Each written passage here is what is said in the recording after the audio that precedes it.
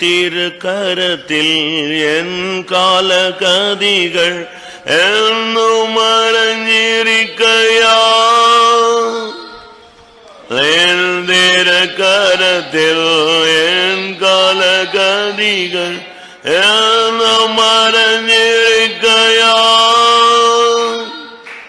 எனக்கு பாவிக்கையில்லாய் வருவேன் அறியாதன்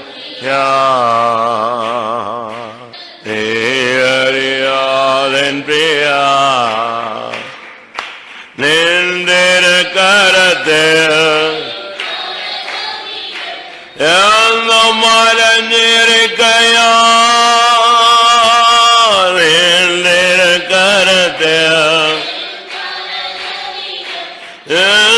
மறைஞ்சிருக்கையா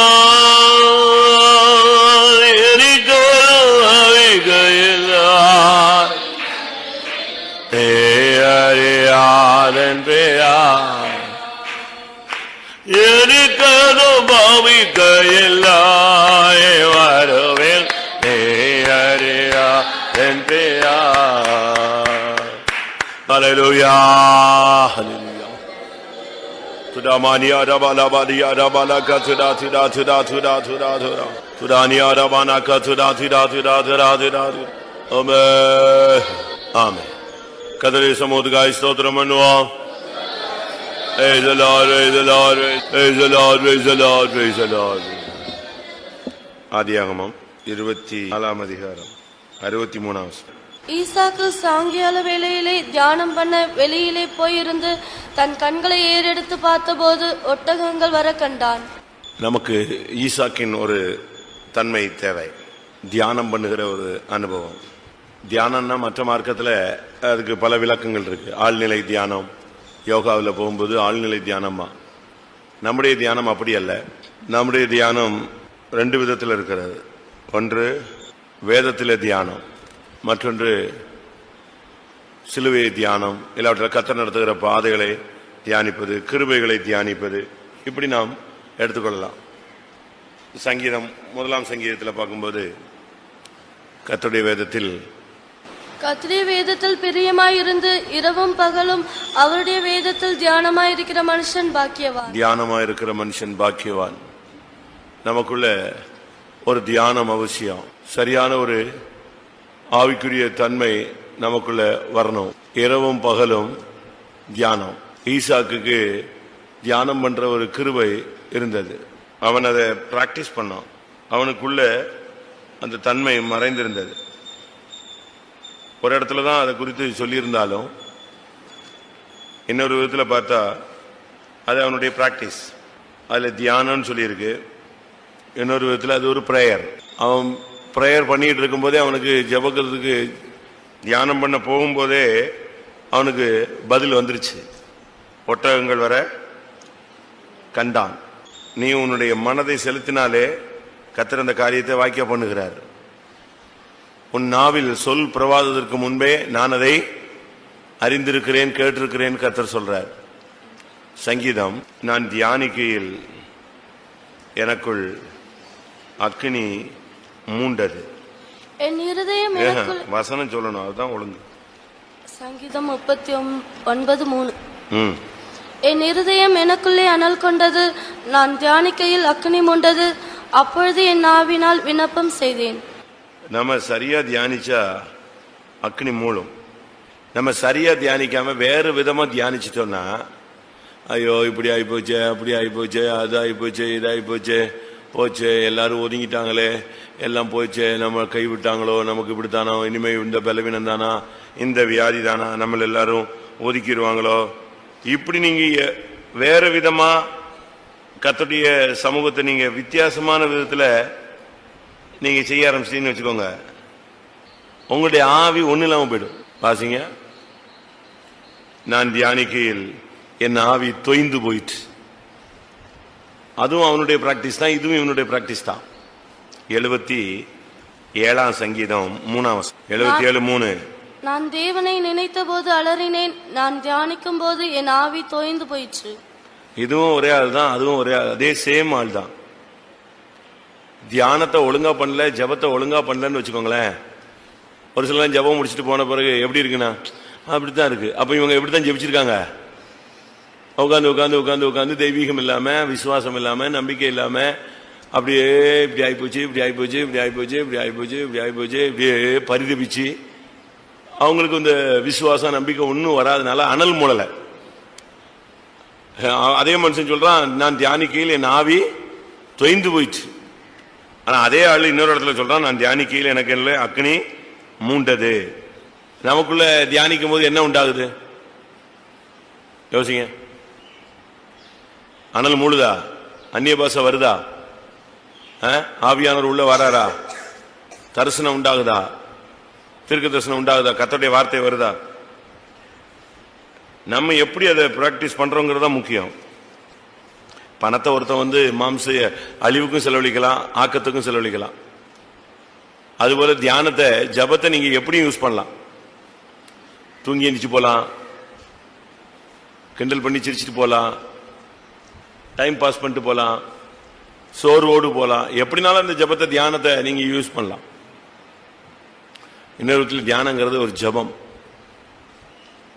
தேவ சமூகத்தில் உட்கார்ந்து ஜெபிக்கும் போது அவன் வெளியிலே போயிருந்து தன் கண்களை ஏறெடுத்து பார்த்தான். தியானத்தினுடைய நெக்ஸ்ட் போர்ஷன் என்னன்னா கண்களை ஏறெடுத்தல். தியானம் நமக்குள்ள ஜபம் சரியா இருக்கும்போது ஆட்டோமேட்டிக்கா நம்முடைய கண்கள் மேல நோக்கிரும், ஆண்டவரை நோக்கி பார்க்க ஆரம்பிச்சிடும். நம்முடைய கண்களை ஏறெடுக்கும் போது கரெக்டா ஏறெடுத்தோம்னா தெய்வீகம் தெரியும். இந்த தொய்ந்து போன நிலவரத்தில் கண்களை தேரெடுத்து பார்த்தோன்னா நமக்கு மாம்சீகம் தான் தெரியும். ஆபிரகாம் தன் கண்களை ஏறெடுத்து பார்த்தான், அது வேற அனுபவம். லோத்து தன் கண்களை ஏறெடுத்து பார்த்தான், அது வேற அனுபவம். ஈசாக்கு தன் கண்களை ஏறெடுத்து பார்த்த போது ஒட்டகங்கள் வர கண்டான். மணவாட்டி வர்றா, ரெபேக்கா வர்றத அவன் பார்த்தான். அவனுடைய துக்கம் மாறுற ஒரு சூழ்நிலை உண்டானது. ஆபிரகாம் தன் கண்களை ஏறெடுத்து பார்த்த போது இருந்த அனுபவம் என்ன? லோத்து தன் கண்களை ஏறெடுத்த போது நடந்த சம்பவம் என்ன? லோத்து தன் கண்களை ஏறெடுத்து பார்த்த போது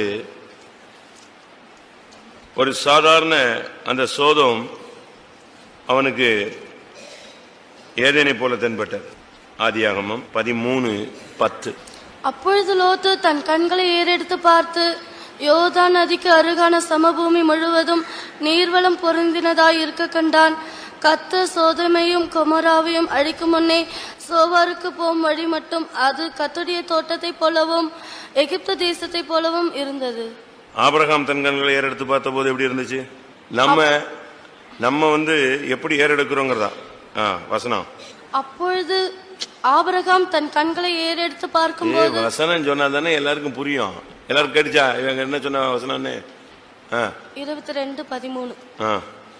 ஆபிரகாம் தன் கண்களை ஏறெடுத்து பார்க்கும்போது இதோ பின்னாக புதரிலே தன் கொம்புகள் சிக்கி கொண்டிருந்த ஒரு ஆட்டுக்கடாவை கண்டான். பாத்தீங்களா? ஆபிரகாம் தன் கண்களை ஏறெடுத்து பார்த்த போது அவனுக்கு பின்னாக முள்ளுகளுக்குள்ள சிக்கி கொண்டிருந்த ஒரு ஆட்டுக்கடாவை கண்டான். கர்த்தர் அவனுக்காக ஆயத்தப்படுத்திருந்தது. ஆதியாகமம் 22:13. இன்னொரு இடத்துல ஆபிரகாம் கண்களை ஏறெடுத்து பார்த்தான். 18:2. தன் கண்களை ஏறெடுத்து பார்க்கும்போது இதோ 3 புருஷர் அவனுக்கு எதிரே நின்றார்கள். அப்ப நம்முடைய கண்களை ஏறெடுக்கும் போது நமக்கு என்ன தெரியுது? நம்முடைய கண்களை ஏறெடுத்து பார்த்தால் நமக்கு உலகம் ஆசீர்வாதமா தென்படுதா? இல்லாவிட்டால் 3 புருஷர்கள் தென்படுகிறார்களா? கர்த்தர் தென்படுறாரா? இல்ல நமக்காக தேவன் ஆயத்தமாக்கி வைத்திருக்கிற ஆட்டுக்குட்டி தெரியுதா? இதுக்கெல்லாம் காரணம் நம்முடைய தியானம் தான். நம்முடைய தியானம் கரெக்டா இருந்துச்சுன்னா அக்னி மூழும், அனல் மூழும். நம்முடைய தியானம் சரியில்லை, நம்முடைய ஜபம் சரியில்லைன்னு சொன்னா தொய்ஞ்சு போயிடுவோம். ஜபம் முடியும், 3 மணி நேரம் 4 மணி நேரம் ஜபம் நடக்கும். ஆனா ஜபம் முடியும் போது நம்ம அப்படியே டல்லா போயிடுவோம். எல்லாரும் ஜபம் முடிச்சு அல்லேலூயா போட்டு சந்தோஷமா எப்படி இருக்கீங்கன்னு சந்தோஷமா போவாங்க. நம்ம அப்படியே விரக்தியோடு எந்திரிச்சு போவோம்.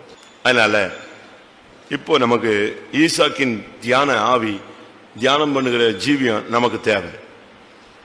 கர்த்தாவே எனக்கு தார், அதை பிராக்டிஸ் பண்ண எனக்கு உதவி செய்யும். ஆபிரகாமுடைய கண்கள் ஏறெடுக்கிற அந்த தன்மை எனக்கு வேணும். லோத்தின் ஏறெடுக்கிற தன்மை எனக்கு வேண்டாம். ஈசாக்கின் கண்கள் ஏறெடுத்து பார்க்கிற தன்மை எனக்கு வேணும். 2 காரியம். ஒன்று, நான் தியானிக்கையில் அக்கினி மூலணும். ரெண்டாவது, நான் ஏறெடுக்கும் போது என் ஜெபத்துக்கு பதிலை நான் காணணும். அப்படி ஒரு பிரேயரும் அப்படி ஒரு பதிலும் நமக்கு தேவை. ஜபமும் இல்லாம பதிலும் இல்லாம பிரயோஜனம் என்ன? டைம் தான் போயிட்டே இருக்கும். மணி 10:50, இனி 11:50, 12 மணிக்கு க்ளோஸ் ஆகும், 12:15 க்ளோஸ் ஆகும். நான் வாட்டுக்கு அப்படியே இந்த நடைபிணமா சுத்திட்டு கிடப்போம். ஒரு ஊழியத்தில் முன்னேற்றம் இருக்காது, ஒரு தெளிவு இருக்காது, வாழ்க்கையிலையும் ஒரு சந்தோஷம் இருக்காது. ஏதோ ஒரு மெஷின் மாதிரி போய்கிட்டே இருப்போம். சாப்பிட்றது, குளிக்கிறது, இதே துக்கம், இதே வேதனை, அப்படி இருக்கும். எல்லாரும் ஜெபம் பண்ணுவோம். கர்த்தர் இந்த காலை வேளையில நம்ம எல்லாருக்கும் ஈசாக்கின் பயபக்திக்குரியவரை நோக்கி நாம் சரியான விதத்தில் தியானம் பண்ணுகிற ஒரு ஆவி உண்டாகட்டும். நாம் ஜெபிக்கும் போது நம்முடைய ஆவி தொய்ந்து போகக்கூடாது. நமக்குள்ள ஒரு அனல் மூலணும். கர்த்தர் நம்முடைய கண்களை ஏறெடுக்கும் போது நமக்கு இந்த உலகம் தென்படக்கூடாது, பரலோகம் தென்படணும். ஆமென். எல்லாரும் போராடி ஜெபம் பண்ணுவோம். ஈசாக்கின் ஜெப ஆவி, ஈசாக்கின் கண்கள் ஏறெடுக்கிற தன்மை நமக்கு இந்த நாட்கள்ல தேவை. அப்படி இருக்கும்போதுதான் ஒட்டகங்கள் வர பார்க்கலாம், நம்முடைய ஜெபத்துக்கு பதில் கிடைக்கும். ஆமென். ஈசாக்கின் ஜெப ஆவியும் தியான ஆவியும் ஈசாக்கின் கண்களும் நமக்கு தரும்படியா ஜெபம் பண்ணுவோம். ஈசாக்கின் ஜெப ஆவி, ஈசாக்கின் தியானத்தின் ஆவி, ஈசாக்கின் கண்கள் ஏறெடுக்கிற பார்க்கிற அனுபவங்கள் ஆண்டவரே இந்த நாட்கள் எங்களுக்கு தேவை சுவாமி. இந்த நாட்கள்ல கர்த்தாவே நாங்கள் தியானித்து தொய்ந்து போகக்கூடாது. நாங்கள் தியானிக்கும் போது அனல் மூலனும் அக்கினி பற்றனு கர்த்தாவே. ஓ, அப்படிப்பட்ட ஒரு அனுபவத்தை பயிற்சி வைக்க கர்த்தர் எங்களுக்கு உதவி செய்ய மாட்டவரே. கர்த்தர் உதவி செய்யணுமே, கர்த்தர் உதவி செய்யணுமே, கர்த்தர் உதவி செய்ய முடியாது ஜெபிக்கிறோம், கர்த்தர் உதவி செய்ய முடியாது ஜெபிக்கிறோம்.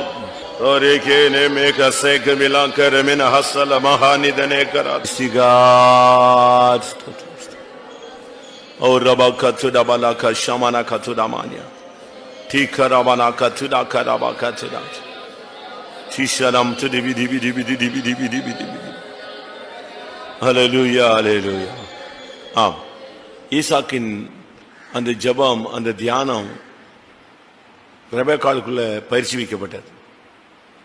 ரெபெக்காளுக்கு ஜெபம்னா என்னன்னு தெரியாது, தெய்வம் யாருன்னு தெரியாது. விவாகத்துல தான் ஃபர்ஸ்ட் அவ உள்ள வர்றா. உள்ள வந்தபோது அவளுக்கு பிரேயர் லைஃபை பத்தி ஒண்ணுமே தெரியாது. ஆனா நாட்கள் போகும்போது அவளுடைய ஜெபம் அருமையா இருந்தது. அவளுடைய ஜெபத்துக்கு உடனே பதில் கிடைச்சது. உடனே தெய்வம் அவளோடு பேசின.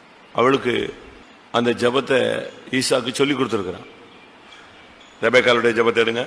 அவள் 25-22.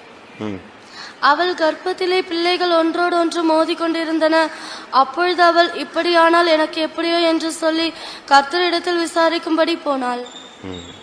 அதுக்கு முந்தின வசனம், மலடியாயிருந்த தன் மனைவிக்காக ஈசாக்கு கர்த்தரை நோக்கி வேண்டுதல் செய்தான். கர்த்தர் அவன் வேண்டுதலை கேட்டருளினார். அவன் மனைவி ரெபெக்காள் கர்ப்பம் தரித்தாள். இந்த பிரேயர் தான் அவ பயிற்சி விட்டாள். தன் மனைவிக்காக ஈசாக்கு கர்த்தரை நோக்கி வேண்டுதல் செய்தான். அந்த வேண்டுதலை கர்த்தர் கேட்டார். அவ வாழ்க்கையில ஒரு பிரச்சனை வந்தபோது அவ போய் உட்கார்ந்து ஜெபித்தாள். இப்படியானால் எனக்கு எப்படியோ என்று கர்த்தரிடத்தில் விசாரிக்கும்படி போனாள். அப்போ பாருங்க, ஒரு ஆளுடைய பிரேயர் லைஃப் இன்னொரு ஆளுக்கு என்ன செய்யுது, பற்றுது. இப்ப நீங்க ஒரு ஆள் உட்கார்ந்து நல்லா ஆவி நிறைஞ்சு ஜெபம் பண்ணுங்க, டக்குன்னு அடுத்த ஆள் முழங்கால போட்டு ஜெபிக்க ஆரம்பிச்சிருவாங்க. ஒன்னு தூங்க ஆரம்பிக்கிட்டோம், அடுத்தது இது உட்கார்ந்து தூங்கினா அதுக்கு அடுத்து குப்புறப்படு தூங்கும், அதுக்கு தேர்டு ஆளு படுத்து தூங்கிடும். அப்படிதான் வரும். நீங்க பிரேயர் பண்ணி பாருங்க, உங்களுக்குள்ள அனல் மூளட்டும், அடுத்த ஆளுக்குள்ள தானாவே அனல் என்ன செய்யும், மூழும். இந்த குரங்கு கூட்டம் ஒரு குரங்கு தொப்பியை கீழே போட்டுச்சுன்னா எல்லா குரங்கும் என்ன செய்யும், தொப்பியை தூக்கி கீழே போடும். அதுக்கு காரணம் என்ன தெரியுமா, ஒரு மனம். ஈசாக்குக்கும் ரெபெக்காளுக்கும் ஒரே மனம்.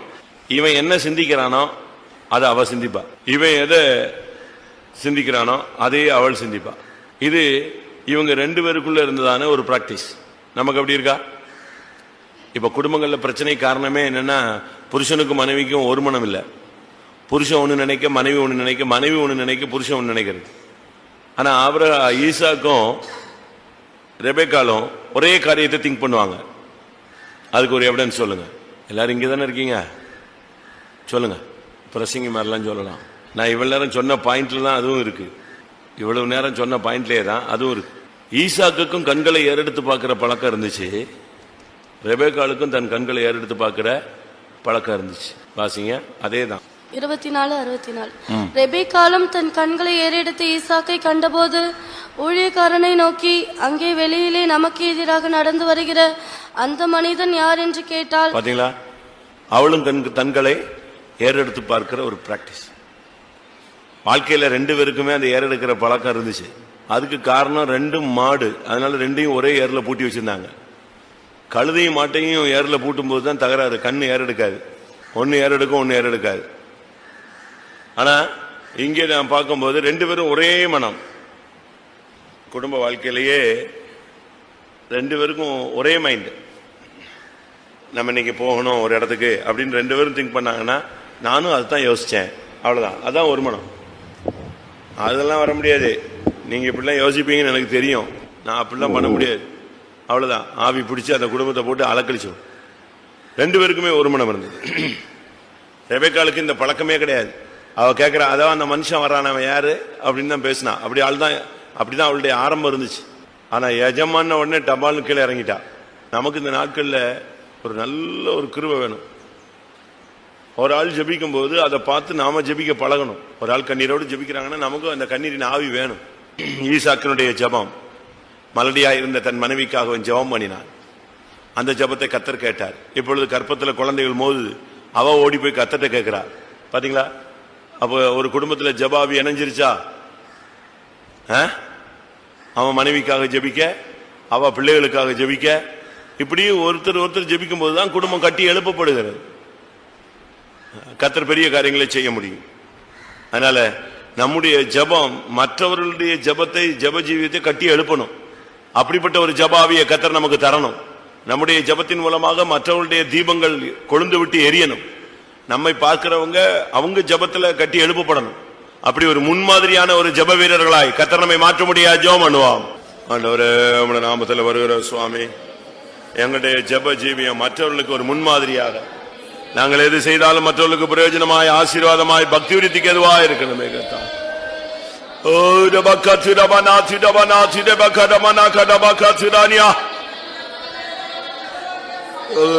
எங்களுடைய ஜெப வாழ்க்கை மற்றவர்களுக்கு ஆசீர்வாதமாக, பிரயோஜனமாக, முன்மாதிரியாக, பக்தி விருத்திக்கு எதுவாய் அமைய அருள் செய்யும் ஆண்டவரே. தோத்திரா தோத்திரா தோத்திரா தோத்திரா. ஆமென். மற்றவர்களுக்கு முன்மாதிரியான ஒரு ஜெபாவியை கர்த்தர் நமக்கு தர முடியாது. ஸ்தோத்திரம் பண்ணுவோம். ஆமென். நம்ம எல்லாரும் கொஞ்ச நேரம் நல்லா ஜெபிக்கணும். பின்மாற்ற ஆவிகள் சபைக்குள்ள பயங்கரமா வேலை செய்யும். பின்மாற்றத்துல ரெண்டு பின்மாற்றம் இருக்கு. ஒரு பின்மாற்றம் சபைக்குள்ளே இருப்பாங்க, ஆனா அவங்களுக்குள்ள என்ன இருக்காது? அபிஷேகம் இருக்காது, எல்லா கூட்டங்களுக்கும் வரமாட்டாங்க, பரிசுத்தவங்களோட ஐக்கியம் இருக்காது, வீட்டில் குடும்ப ஜெபம் இருக்காது, வீட்டில் ஒரு மனம் இருக்காது. பட் சபையில் ஒரு விசுவாசிங்கிற ஒரு காணிக்கை கொடுத்துட்டு, தசமாகம் கொடுத்துட்டு ஒரு பெயரளவில் போயிட்டு இருப்பாங்க. இது ஒரு லைன். இன்னொரு பின்மாற்றம் இருக்கு. அது மொத்தமாக சபையை விட்டே நெஞ்சிடும், வெளியே எழுத்து கொண்டு போய் சுத்தமாக ரட்சிப்பு, அபிஷேகம், ஐக்கியம் எல்லாத்தையுமே நஷ்டப்படுத்திடும். இந்த ரெண்டு பின்மாற்றமுமே ஜனங்களுக்குள்ள வரக்கூடாது, மொத்தமா அழிச்சிடும். வெளியே போனவன் பின்மாறி போனவன் தற்கொலை பண்ணி செத்துட்டு போன மாதிரி. சபைக்குள்ள இருந்துட்டு பின்மாறிட்டு இருக்கான் பாருங்க, அவன் ஸ்லோ பாய்சன், கொஞ்சம் கொஞ்சமா சாவுறான். இந்த பின்மாற்ற ஆவி கடைசி காலங்களில் ரொம்ப துணிகரமா, ரொம்ப ஸ்பீடா வேலை செய்யும். அந்த இளையகுமாரன் இதை பாருங்க, அவன் போராடி வாங்கி வெளியே போயிட்டான். தன் தகப்பனுடைய ஆஸ்தியில தன்னுடைய பங்கை அவன் கேட்டு பெற்றுக்கொண்டான். சீக்கிரம் லூக்கா. அவர்களில் இளையவன் தகப்பனை நோக்கி, தகப்பனே, ஆஸ்தியில் எனக்கு வரும் பங்கை எனக்கு தர வேண்டும் என்றான். அந்தபடி அவன் அவர்களுக்கு தன் ஆஸ்தியை பங்கிட்டு கொடுத்தான். அவ்வளவுதான். எல்லாத்தையும் வாங்கிட்டு அவன் கிளம்பி போய் ஒண்ணு இல்லாம போயிட்டான். கிருபையை கேட்டு வாங்கினது, அபிஷேகத்தை கேட்டு வாங்கினது, சுகத்தை கேட்டு வாங்கினது, கர்த்தரிடமிருந்து பல நன்மைகள் எல்லாத்தையும் கேட்டு வாங்கிட்டு மொத்தத்தையும் காலி பண்ணிடுறது. அதனால தான் ஆவியானவர் வெளிப்படுத்தல் 2ஆம் அதிகாரத்தில் பேசும்போது, நீ கேட்டு பெற்றுக்கொண்ட வகையை, 3ஆம் அதிகாரம், நீ கேட்டு பெற்றுக்கொண்ட வகையை அறிந்து மனம் திரும்புவாயாக. 3ஆம் அதிகாரம் 3ஆம் வசனமா? 3ஆம் வசனம். ஆகையால் நீ கேட்டு பெற்றுக்கொண்ட வகையை நினைவு கூர்ந்து அதை கை கொண்டு மனம் திரும்பு. பாத்தீங்களா, நீ கேட்டு பெற்றுக்கொண்ட வகையை பாரு. சுகத்தை கேட்ட, ஆசீர்வாதத்தை கேட்ட, விடுதலையை கேட்ட, நம்பிக்கையை கேட்ட, கிருபையை கேட்ட, வரங்களை கேட்ட, வல்லமையை கேட்ட, பரிசுத்தத்தை கேட்ட, விசுவாசத்தை கேட்ட, என்னெல்லாமோ கேட்டு வாங்கிட்டோம். ஆனா இப்போ எல்லாத்தையும் நஷ்டப்படுத்திக்கிட்டு இருக்கோமே. அதனால இது ஒரு பின்மாற்ற ஆவி கடைசி காலங்களில் சபைக்குள்ள பயங்கரமா போராடு. ஒரு ஆவி உள்ள பூந்துருக்கு. இந்த சபைக்குள்ள பூந்து அந்த ஜனங்களுக்குள்ள அந்த வசனம் கிரியை செய்ய விடாம போராடுது. குடும்பங்கள்ல ஜபம் இல்லை, குடும்பங்கள்ல ஒருமனம் இல்லை, குடும்பங்கள்ல சண்டைகள், அடிதடி, தேவ சமூகத்துக்கு வர்றதில்லை. இதெல்லாமே பின்மாற்றத்தினுடைய ஒவ்வொரு படிகள். எல்லாரும் கொஞ்ச நேரம் முடிஞ்சா ஒருமனப்பட்டு நல்ல அபிஷேகத்தில் ஜெபம் பண்ணுங்க. இதே அனுபவம் தான் ஊழியக்காரங்களுக்குள்ளேயுமே. இன்னைக்கு அநேகருக்குள்ள ஜபம் இல்லை, உபவாசம் இல்லை, பரிசுத்தம் இல்லை, தன்னை காத்துக்கொள்ளக்கூடிய சக்தி இல்லை, கிருபை இல்லை, தாளந்துகள் இல்லை, வரங்கள் இல்லை, வல்லமை இல்லை, சகிப்புத்தன்மை இல்லை, இரக்கம் இல்லை, விட்டு கொடுக்கும் தன்மை இல்லை, நேசிக்கும் தன்மை இல்லை. இப்படி நான் சொல்லிட்டே போவேன். இல்லை இல்லைங்கிறது அது வாடு போயிட்டே இருக்கலாம். ஆனா நம்ம ஊழியத்தில் இருப்போம். இதெல்லாம் இல்லை, ஆனா எங்க இருப்போம்? ஊழியத்தில் இருப்போம்.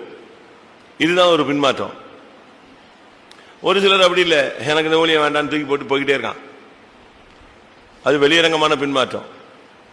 ஆனா உள்ளுக்குள்ள இருந்துகிட்டே இது நம்மளை கொஞ்சம் கொஞ்சமா இந்த மூச்சு போகும்போது காலில் போயிடுச்சு, கையில போயிடுச்சு, நெஞ்சில போயிடுச்சும்பாங்க. அதே மாதிரி ஒன்று ஒன்றா போய்கிட்டு இருக்குன்னு அர்த்தம்.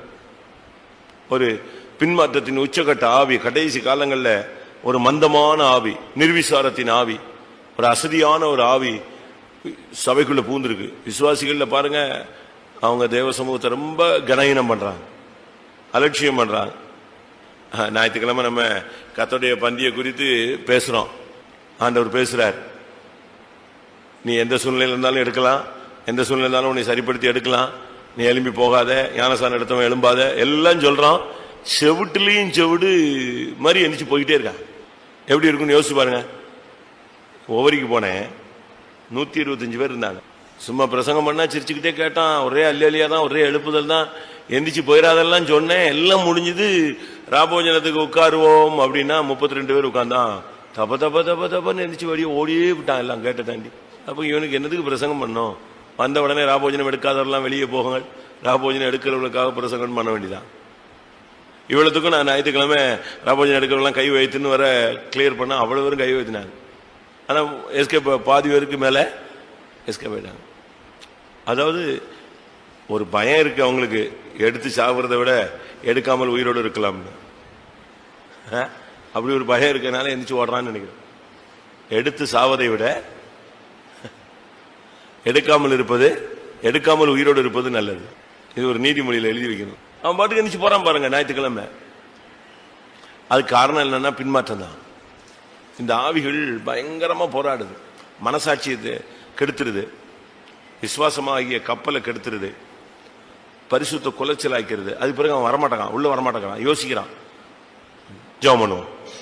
கத்தர் சபைக்குள்ள பூந்திருக்கிற 2 விதமான பின்மாற்ற வல்லமைகளை கத்தர் கடிந்து கொண்டு சபைக்குள்ள ஒரு உணர்வு, ஒரு எழுப்புதல், ஒரு உற்சாகமான ஆவியை கத்தர் கிருபையாய் கட்டளிட முடியாய் கொஞ்ச நேரம் போராடுவான். ஆண்டவரே, உம்முடைய நாமத்தில் வருகிற சுவாமி, இது உம்முடைய சபை. ஆண்டவரே, பின்மாற்றத்தின் ஆவிகள் சபைக்குள்ளே வல்லமையாய் கிரியை செய்கிற காலங்கத்தாரு உம்முடைய சபையை நீர் பாதுகாக்க முடியாது. ஆமா, நல்லா ஜெபிங்க, நல்லா ஜெபிங்க.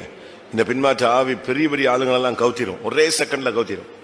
யூதாசை கவுத்திருச்சு, தேமாவை கவுத்திருச்சு, ஒரு செகண்ட்ல கவுத்திருங்க. பெரிய அப்போஸ்தல பட்டத்தையே அவன் விட்டுட்டு செத்து போயிட்டான், நான்குன்னு செத்துட்டான். அப்படி ஒரு முடிவு நம்முடைய ஜனங்களுக்கு வரக்கூடாது, நமக்கு வரக்கூடாது. நல்ல ஜெபம் பண்ணுங்க. பின்மாற்ற ஆவி சபைக்குள்ள இருந்து வெளியே போகட்டும். அது போறது நமக்கு தெரியணும். ஒரு அபிஷேகத்துல நம்ம நிரம்பும் பொழுது அந்த ஆவி தானா சபையை விட்டு, ஒவ்வொரு வீட்டை விட்டு, ஒவ்வொரு புருஷன் மனைவி பிள்ளைகளை விட்டு வெளியே போகும், ஊழியக்காரங்களை விட்டு விலகும். போராடி ஜெபம் பண்ணுவோம். கல்வாரி ரத்தம், ஆண்டவரே பின்மாற்ற வல்லமைகளை செதறடியுங்க. ஓ, நட்சத்திரங்களில 3 ஒரு பங்கை இழுக்கும்படியாக அந்த ஆவி போராடுதே. ஆமா, சில குடும்பங்களை, சில ஊழியர்களை பர்டிகுலரா தன்னுடைய எய்ம்ல வச்சு சில வல்லமைகள் போராடுது. சில ஊழியக்காரங்களுக்கு மறுபடி மறுபடி மறுபடி மறுபடி போராட்டம். அதாவது அவங்களுடைய அஸ்திவாரம் அசைற வரைக்கும் அந்த ஆவி போராடுது. அந்த குறிக்கப்பட்ட ஊழியர்களுக்காக நம்ம ஜெபிக்கலாம். அதே போல சில குடும்பங்களை மறுபடி வியாதியோ பலவீனமோ பிசாசோ ஏதாவது ஒண்ணு கொடுத்து குழப்பத்தையோ கலக்கத்தையோ என்னத்தையாவது ஒண்ணு உண்டு பண்ணி வறுமை கஷ்டம் கடன் தருத்தரம் எங்கேயாவது ஒண்ணு நெருக்கத்தை கொடுத்து எப்படி ஆயினும் பின்மாற்றத்தில் கொண்டு போகணும்னு போராடு. இந்த 2 கூட்டத்தாருக்கா நம்ம ஜெபிக்கலாமா? நம்ம இப்ப காமனா பிரேயர் பண்ணோம். நான் இப்ப சொன்னது பர்டிகுலரா சில ஊழியக்காரங்களை தட்டிடணுங்கிறது பிசாசுனுடைய மிகப்பெரிய இலக்கு. எப்படி ஆயினும் அவங்களை அந்த ஜபத்திலிருந்து உபவாசத்திலிருந்து பரிசுத்திலிருந்து விசுவாசத்திலிருந்து அந்த பிரதிஷ்டையிலிருந்து தட்டிடணுங்கிறதுல பயங்கரமா டார்கெட் போட்டு எல்லா ஊழியக்காரங்களுக்கும் அல்ல, ஒரு சிலருக்கு அவன் எய்ம் பண்ணி அடிக்கிறான். அவங்களுக்கு டெய்லி பிரச்சனை வந்துகிட்டே இருக்கும். அப்ப புரிஞ்சுக்கணும், அவங்க ஸ்டாண்ட் பண்ணணும். அப்படி பிசாசின் இலக்குல இருக்கிறதான ஊழியர்களுக்காக முதலாவது ஜெபம் பண்ணுவோம். எல்லாரும் போராடுங்க. குறிக்கப்பட்ட ஊழியக்காரங்களை தட்டணும்னு பிசாசு பயங்கரமா டார்கெட் வச்சு அடிப்பான். அவனுடைய இலக்கு அப்படிதான். எல்லாத்தையும் போராடிட்டு இருக்கிறது இல்ல. சாதாரணமான ஊழியக்காரங்க சும்மா அப்படியே வந்துட்டு ஏதோ சோத்தை பார்த்து சாப்பிட்டுட்டு ட்ரையை தூக்கிட்டு பாட்டு பாடிட்டு ட்ரம் அடிச்சுட்டு இப்படி போற ஊழியக்காரங்க அவனுக்கு டார்கெட்ல கிடையாது. கொஞ்சம் கர்த்தருக்காக நிக்கணும், பிரதிஷ்டையில உண்மையா இருக்கணும், பரிசுத்தமா வாழணும், கொஞ்சம் அப்படி தீவிரமா இருக்கிறவங்க தான் அவனுடைய இலக்கு. பாருங்க, அதுக்கு ஒரு வசனம் சொல்றேன். ஒரு ராஜா சொல்றான், நீங்க எல்லாத்தையும் போராடாதீங்கப்பா. தங்களுடைய ரதத்துல உள்ளவங்கள்ட்ட சொல்றான், ரத வீரர்கள்ட்ட சொல்றான், நீங்க எல்லாரும் ஒரே அடியா ராஜாவை மட்டும் அடி, முன்னால் நிக்கிறவனை மட்டும் தட்டுங்க, அடுத்த மிச்சத்தை பேசிக்கலாங்க. யோசபாத்தும் இன்னொருத்தனும் வேஷம் போட்டு நிப்பான். வேஷம் போட்டு நின்னா வருவான், மொத்த பேரும் சேர்ந்து ஒரே ட்ராக்ல வருவாங்க. 2 நாளாகமம் 18:30. சீரியாவின் ராஜா தனக்கு இருக்கிற ரதங்களின் தலைவரை நோக்கி, நீங்கள் சிறியவரோடும் பெரியவரோடும் யுத்தம் பண்ணாமல் இஸ்ரவேலின் ராஜா ஒருவனோடு மாத்திரம் யுத்தம் பண்ணுங்கள் என்று கட்டளையிட்டு இருந்தான். மொத்த பிசாசும் இப்படித்தான் ஒரு ஊழியக்காரனை டார்கெட் பண்ணிக்கிட்டே வரும். அவனை அழ வைக்கும், ஜெபிக்க விடாது, தூங்க வைக்கும், அவனுக்கு பிரச்சனைகளை கண்டினியூவா கொண்டு வரும், அவனை தூக்கிடணும். அதான் அவனுடைய டார்கெட். அந்த முக்கியமான ஆளை மட்டும் டச் பண்ணுன்னு சொல்லுவான். அதனால நம்ம ஜெபம் பண்ணுவோம். குறிக்கப்பட்ட ஊழியர்களை இலக்கு வைத்து தாக்குகிற அந்த வல்லமைக்கு கர்த்தர் அந்த ஊழியர்களை விலக்கி பாதுகாக்கணும். எந்த வல்லமை எந்த ஊழியக்காரனை அசைக்கணும், பிடுங்கணும், அழிக்கணும் ட்ரை பண்ணுதோ அந்த வல்லமைகளை கர்த்தர் அழித்து அந்த குறிக்கப்பட்ட ஊழியர்களை கர்த்தர் வேலையடைத்து பாதுகாத்து நிலைநிறுத்த முடியாது. ஜெபம் பண்ணுவோம். ஜெபம் பண்ணுங்க பார்க்கலாம். உங்களுடைய ஜெபம் ஒரு ஊழியனை நிலைநிறுத்த வேண்டும். உடைய நாமத்தில் வருகிற கசாவே, ஊழியர்களை கசாவே, எந்தெந்த ஊழியர்களுக்கு விரோதமாய் கசாவே அவர்களை ஒழிக்க வேண்டும், அழிக்க வேண்டும், இருக்கக்கூடாது. அவருடைய பிரதிஷ்டையை நஷ்டப்படுத்த வேண்டும். கர்த்தருடைய வீட்டில் அவர்கள் இருக்கக்கூடாது என்று சொல்லி பிசாசு போராடுகிறானோ அந்த ஊழியர்களை கர்த்தர் பாதுகாக்கணும். அந்த வல்லமைகளை சிதறடிக்கணும். கசாவே ஷாமானா கதூராமானியா நிலைநிறுத்தும் தேவ ஆவி. ஹல்லேலூயா.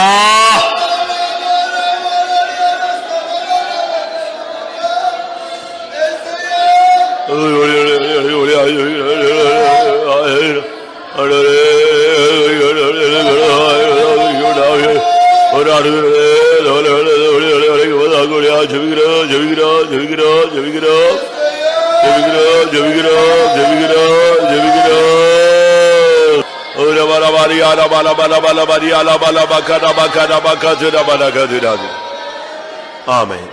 அதுபோல சில குடும்பங்கள்ல சிலரை கர்த்தர் பாதுகாக்க முடியாது நிலைநிறுத்தி அவர்களை கிருபையில மூடி வச்சிருந்தாலும் இந்த வல்லமைகள் மறுபடி போராடு. சில குடும்பத்தில் பாருங்க, விடாத பிரச்சனைகள். ஒண்ணு வறுமை, தருத்திரம், எது செஞ்சாலும் வாய்க்காது.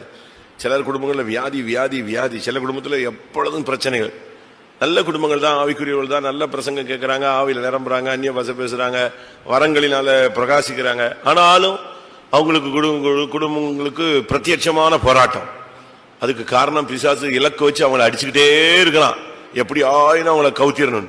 கர்த்தர் அப்படிப்பட்ட சூழ்நிலையில சிக்கி தவிக்கிற விசுவாசிகளை கர்த்தர் பாதுகாக்க முடியாது. அந்த வல்லமைகளை சிதறடித்து அந்த வல்லமைகளை நிர்மூலமாக்கி தம்முடைய ஜனத்தை பாதுகாக்க முடியாது. ஜெபம் பண்ணுவோம். கர்த்தாவே, நெருக்கத்தில் இருக்கிற குடும்பங்களுக்காக ஜெபிக்கிறோம். நெருக்கத்தில் இருக்கிற குடும்பங்களுக்காக ஜெபிக்கிறோம். போராட்டங்கள் இருக்கிற குடும்பங்களுக்காக ஜெபிக்கிறோம். வியாதியின் பிடியிலிருந்து போராடி கொண்டிருக்கிற குடும்பங்களுக்காக ஜெபிக்கிறோம். விழுந்து போன கூடாரங்களை தூக்கி எடுத்து நிறுத்துகிறவர், விழுந்து போன கூடாரத்தை தூக்கி எடுத்து நிறுத்துகிறவர். ஆமென். கர்த்தர் பிசாசின் இலக்கில் இருக்கிற குடும்பங்களை பாதுகாக்க முடியாது. ஸ்தோத்திரம் பண்ணுவார்.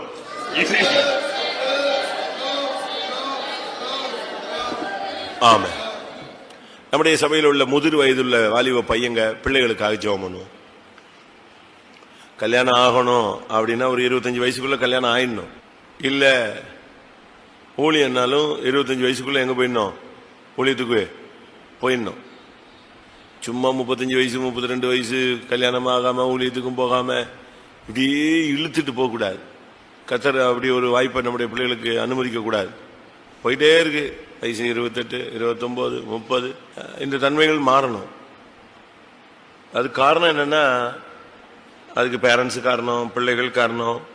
ஊழியம்னா ஒரு போல்ட்னஸ் வேணும். நல்லா புரிஞ்சுக்கணும், ஊழியம் நாம செய்யறதல்ல, அழைத்தவர் செய்யற ஊழியத்துக்கு போனா நிப்பானா, நிப்போமா, நிக்க முடியுமா, அப்படிலாம் நம்ம யோசிக்க கூடாது. அப்படி யோசிச்சா யாருமே என்ன செய்ய முடியாது, வாழ்க்கை ஊழியத்துக்கு வர முடியாது. நிலைநிறுத்துகிறவர் யார் தான்? தேவன் தான்.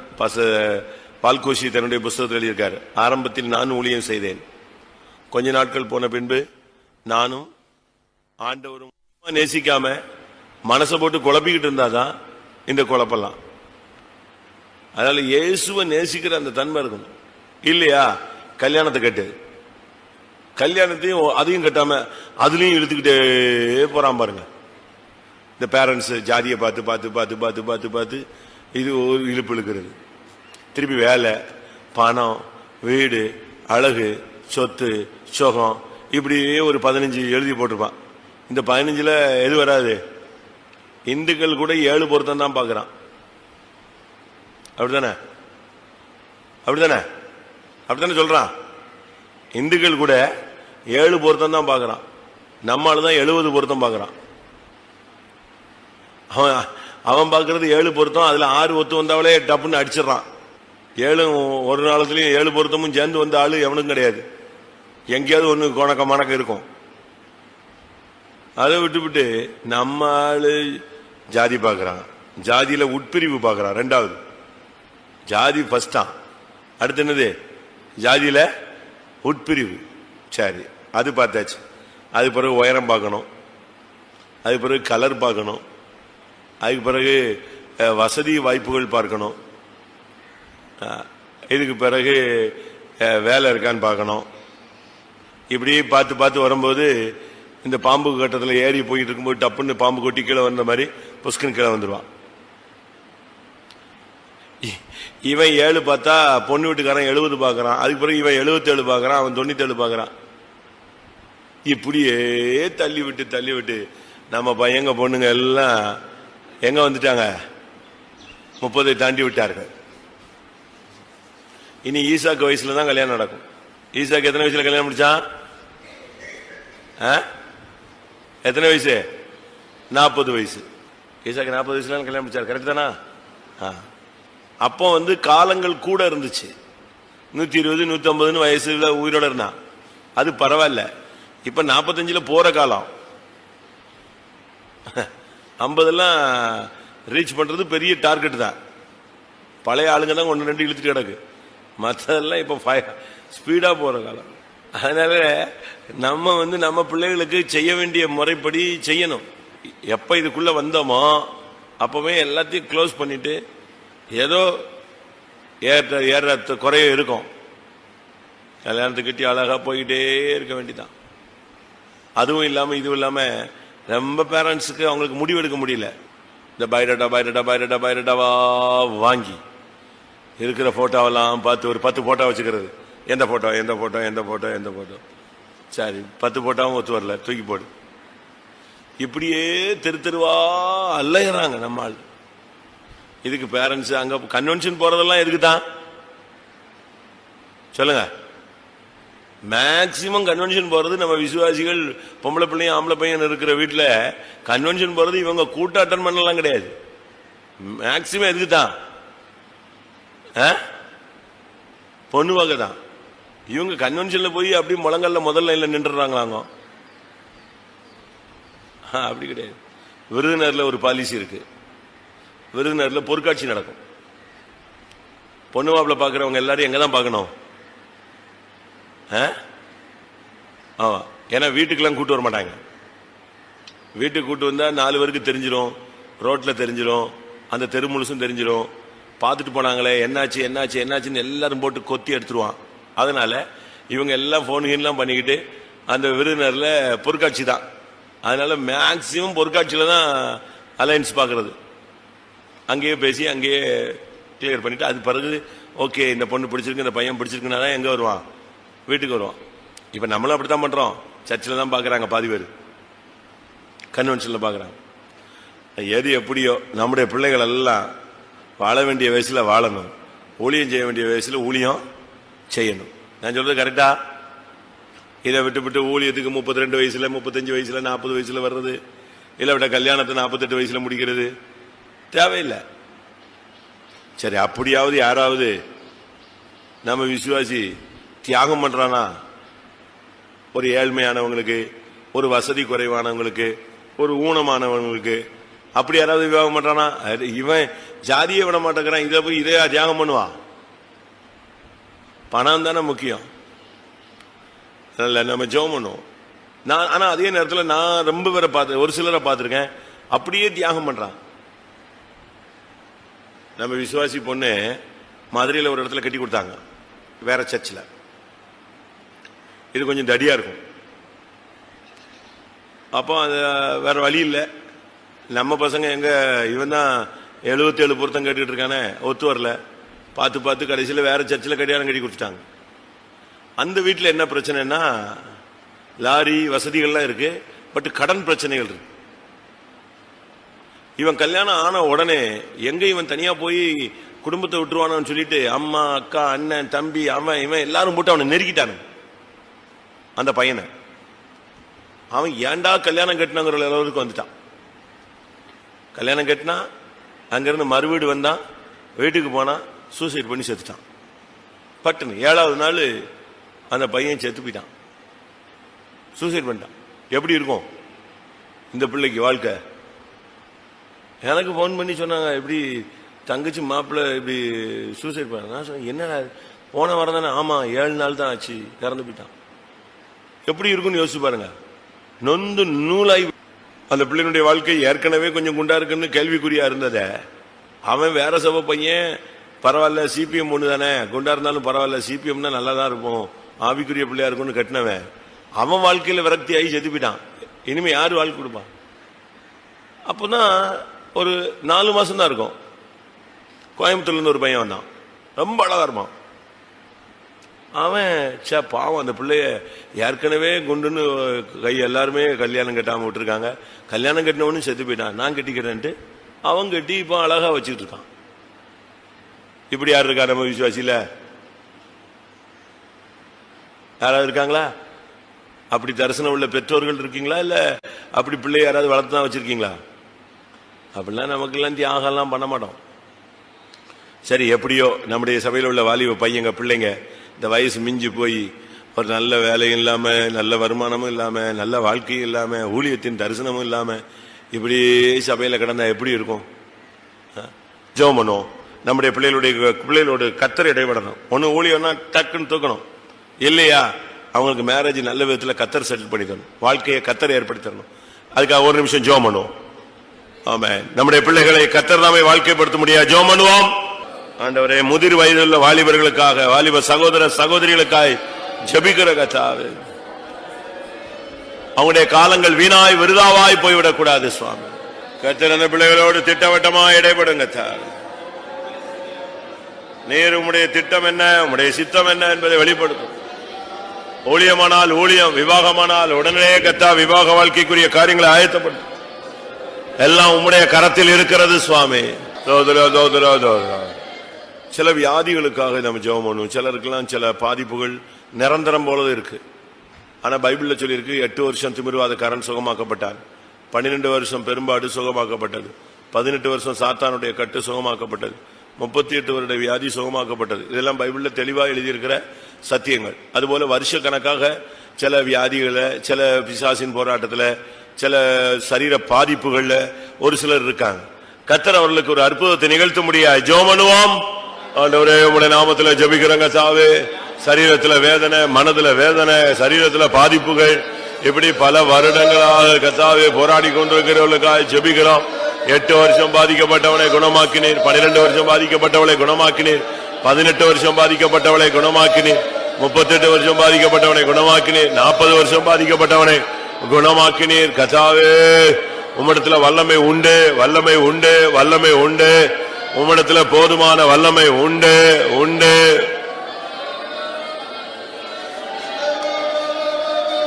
உம்மிடத்திலே கர்த்தாவே பரிபூர்ண ஜீவன் உண்டு. ஆம், நம்முடைய ஜெபங்களை கர்த்தர் கேட்டபடினால ஸ்தோத்திரம் பண்ணுவோம். பெரிய காரியங்களை கர்த்தர் செய்ய போறபடினால ஸ்தோத்திரம் பண்ணுவோம். குடும்பங்களுக்காக சபைக்காக கர்த்தர் எழுந்தருள முடியாய் ஸ்தோத்திரம் பண்ணுவோம். ஆளுக பிள்ளைகளுடைய காரியங்களை கர்த்தர் பொறுப்பெடுக்க முடியாய் ஸ்தோத்திரம் பண்ணுவோம். சபைக்குள்ள ஒரு எழுப்புதலை கட்டளிட முடியாய் ஸ்தோத்திரம் பண்ணுவோம். எல்லா மகிமையும் அவருக்கே செலுத்தி ஸ்தோத்திரம் பண்ணுவோம்.